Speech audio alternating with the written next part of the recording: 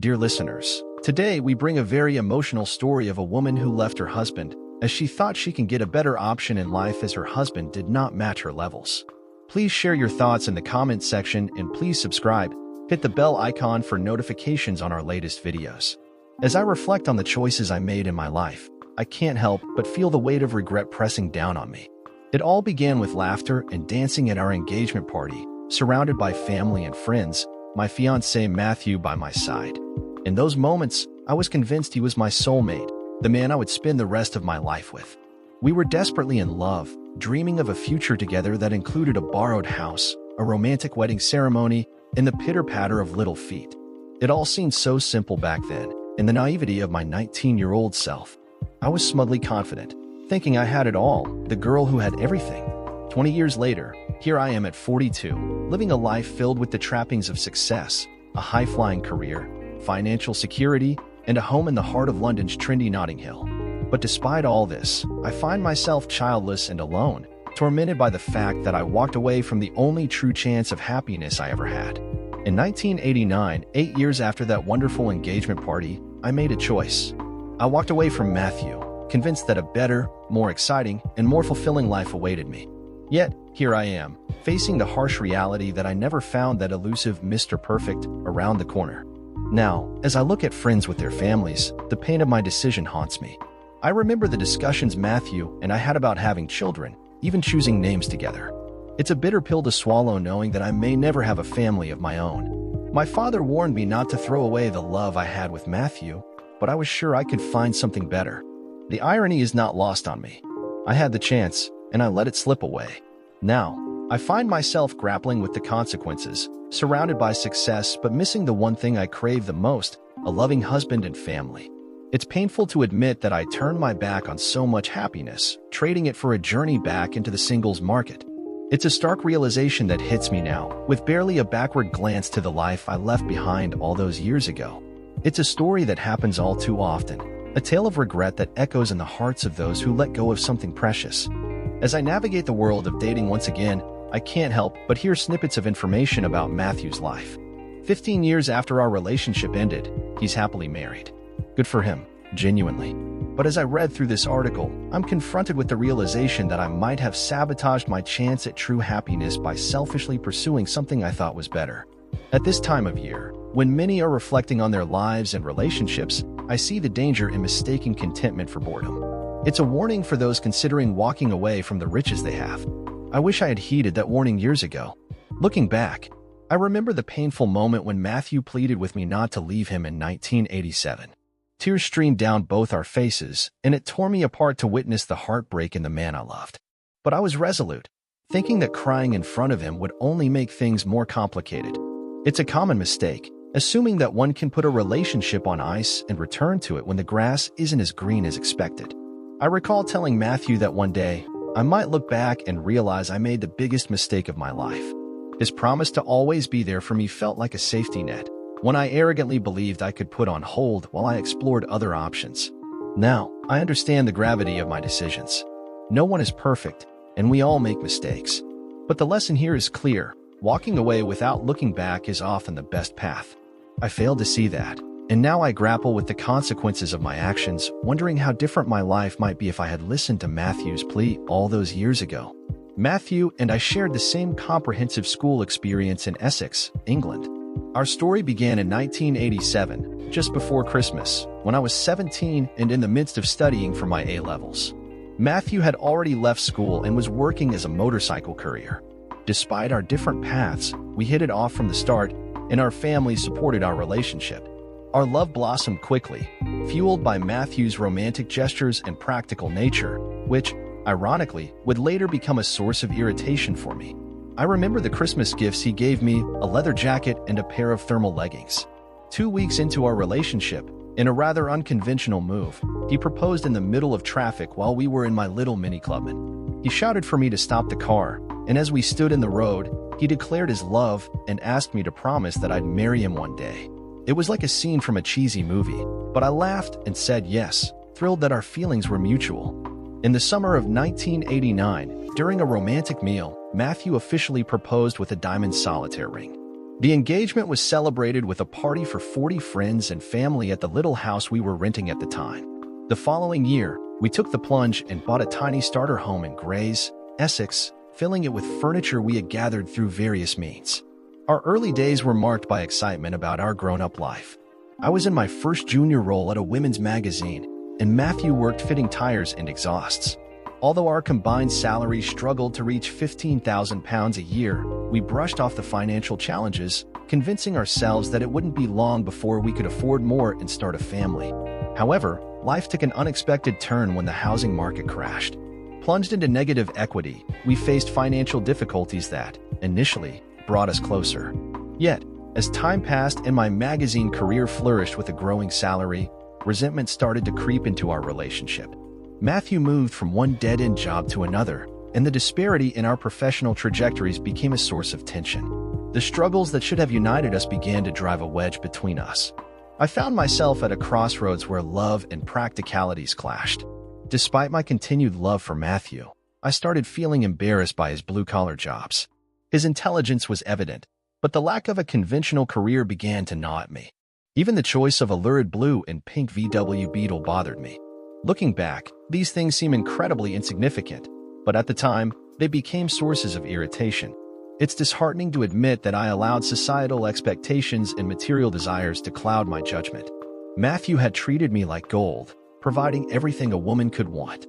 When I was content and our relationship was blossoming, his career or the type of car he drove didn't matter. Yet, as my career took off, I found myself wishing for someone more sophisticated, someone with a higher status. Envy crept in as I compared our situation to friends and their better-off partners who could easily support their families. Suddenly, the financial disparity that had once been inconsequential became a significant source of stress. I longed for a life where my partner's income could afford us the luxury of starting a family without financial constraints. In essence, I allowed external pressures and societal expectations to taint the love I felt for Matthew. I failed to appreciate the person he was and the happiness we shared, letting material aspirations and status overshadow the true essence of our relationship. It's a regrettable realization, one that speaks to the corrosive nature of misplaced priorities and the consequences of letting societal norms dictate personal happiness. It's painful to admit that my perception of Matthew underwent a significant transformation. I no longer saw him as my equal, failing to recognize the qualities that had initially made me fall in love with him: his fierce intelligence, our shared sense of humor, and his determination not to conform to societal expectations. Instead of appreciating these qualities, I allowed resentment to build up, viewing him as someone who was holding me back. The turning point came when Matthew's focus shifted to a career opportunity with the police in 1995. While this should have marked a new chapter in our lives, it only hastened the deterioration of our relationship. Matthew's commitment to his new career meant we spent less time together. He worked round-the-clock shifts and long hours on the launch of a new magazine. Despite the positive step forward in his professional life, I failed to appreciate the effort he was putting in. I couldn't see beyond the dwindling sex life and rare nights out, and I took for granted the little gestures he used to make, like leaving romantic notes on the pillow or searching second-hand bookshops for novels he knew I would love. He was not just a partner but also my best friend. After weeks of festering resentment, I made the painful decision to leave. We spent hours talking and crying as Matthew tried to convince me to stay, but I remained adamant. Even though he had finally found something respectable, working as a police officer, I couldn't see beyond my own grievances. My parents, horrified by my decision, couldn't understand why I was walking away from a man they believed was right for me. My father's words on that day still haunt me, serving as a constant reminder of the gravity of my choice and the potential consequences of taking someone like Matthew for granted. After making the move to a rented flat a few miles away from Horton Church in Essex, I embraced the single life with gusto. At this point, I had risen to the position of an editor on a national magazine, and my days were filled with premieres, dinner parties, and a whirlwind of social events. Surprisingly, Matthew and I remained close despite the breakup. We shared details about our new relationships, but deep down, I couldn't shake the feeling that the women he met weren't good enough for him. Looking back, I recognized the jealousy that fueled those sentiments. It was a selfish desire to keep him for myself, even though I was the one who had ended our relationship. Our closeness faced a sudden halt in 2000 when Matthew met his first serious girlfriend after me, Sarah. Here's where things take a turn. and you'll see the selfish, sabotaging nature of my actions. Matthew, being a good guy, was trying to move on, but I couldn't let go. One night, shortly after his 34th birthday, I called him seeking advice about something. The intent was clear. I wanted to maintain contact, to keep him tethered to me. It's evident now that I was struggling to accept that he could move on without me. However, Matthew, sensing the underlying motive, was unusually abrupt. He asked me not to call him again, drawing a clear boundary between us.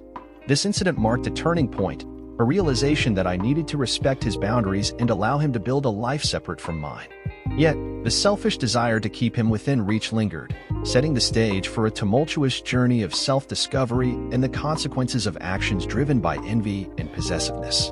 I couldn't stand the fact that Matthew seemed to be putting another woman before me. The audacity of this new woman to come between us was infuriating. Matthew had treated me well, he loved me, and he was making efforts to improve himself. Yet, in my eyes, he still wasn't good enough. I was moving on, but the idea of him doing the same felt like a personal affront. It's hard to admit, but I was unbelievably selfish. Over the next few weeks, my frustration and jealousy boiled over, and I shamefully vented my spleen at both of them in a series of heated phone calls. Looking back, I see that I was completely irrational. I didn't want Matthew back, but I felt unjustly upstaged by Sarah. One particularly nasty argument proved to be the breaking point. Matthew put the phone down and refused to take any more of my calls. At that moment, I didn't realize the finality of it, but little did I know I would never speak to him again. The consequences of my actions became painfully clear, highlighting the destructive nature of jealousy and possessiveness in the aftermath of a breakup. Shortly after parting ways with Matthew, I met Richard, and our romance became a whirlwind. Within a year, we were engaged and purchased an idyllic farmhouse in the Norfolk countryside. I continued my journalistic career, commuting to London, while Richard, a successful singer, toured the country. It seemed like I had found the excitement and love that I craved. Richard's success as a rock star added a thrilling element to my life. However, despite the new chapter, thoughts of Matthew lingered in the background. Richard began to express his discontent, noting that I often brought Matthew into our conversations, even drawing comparisons between them. The past, it seemed, had not entirely released its hold on me, and the ghosts of my previous relationship continued to haunt the edges of my newfound happiness. The struggle to fully let go and embrace the present became evident as my past and present collided in unexpected ways. In the aftermath of my whirlwind romance with Richard, the differences between us became apparent. Despite the outward romance, he repeatedly proved unfaithful, eroding the security I needed to consider starting a family. Eventually, after 3.5 tumultuous years together, he walked out, confessing to fathering a child with his latest paramour.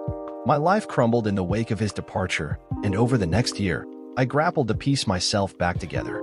During this period of soul-searching, I finally grasped the truth of my father's warnings. It became clear that Matthew was the only person who had truly loved and understood me. News of Matthew's split with Sarah reached me through a mutual friend, and it struck a chord. It was a realization that came too late, but I couldn't ignore the depth of my feelings. I penned a letter, apologizing for my past actions, seeking forgiveness, and desperately asking for a second chance. It was a humbling acknowledgement of the mistakes I had made and a sincere plea for an opportunity to make amends. It had been 6 years since we last spoke, and in my naivety, I thought reaching out would be welcomed. What I didn't realize was that Sarah was still a presence in Matthew's life, residing in the same house. It was she who opened my personal letter, which included my phone number, and she left me several angry and hurtful voicemails. I couldn't blame her. Once again, my actions had inadvertently caused problems in Matthew's life. Understanding the unintended consequences, it was unsurprising that I never heard directly from him. Despite my attempts to reconnect through several letters over the next few months, I eventually decided to leave it at birthday and Christmas cards. The hope was that if Matthew ever changed his mind or felt ready to reconnect, he'd find a way to get in touch. It was a recognition of the need to respect boundaries and allow space for healing, even if the desire for reconciliation remained. A couple of years ago, I heard that Matthew had married his new partner, Nicola.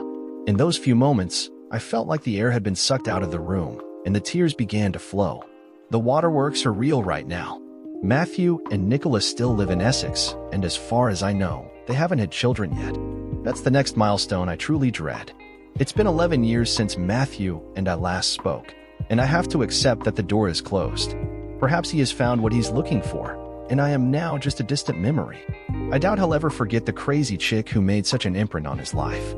There was one other significant relationship since Richard, with a man named Rob. After 4 years, that recently ended. Rob reminded me a lot of Matthew. Decent, honorable, the life of the party, but with a kind and sensitive side. However, we were both too jaded by previous heartaches to make it work. I wanted children, but he had a grown-up son and didn't want to start over again. So once again, I find myself on my own, grappling with the if-onlys. If only I had stayed with Matthew, we'd almost certainly be married with children by now. Or maybe Matthew wasn't the right man. I'll never know the answer, but my decision to leave him has undoubtedly cost me the chance of ever becoming a mother. The weight of that realization is a heavy burden to carry. Looking back, I can only lament the choices of my younger, selfish self. When I visit friends and family back in our hometown, there's a part of me that yearns to bump into Matthew. I imagine saying, "I'm sorry," expressing that I will always be there for him. However, deep down, I wouldn't be surprised if he chose to turn his back on me and kept walking. Dear listener, if you have reached this far, please click on the subscribe button. It will be a great help.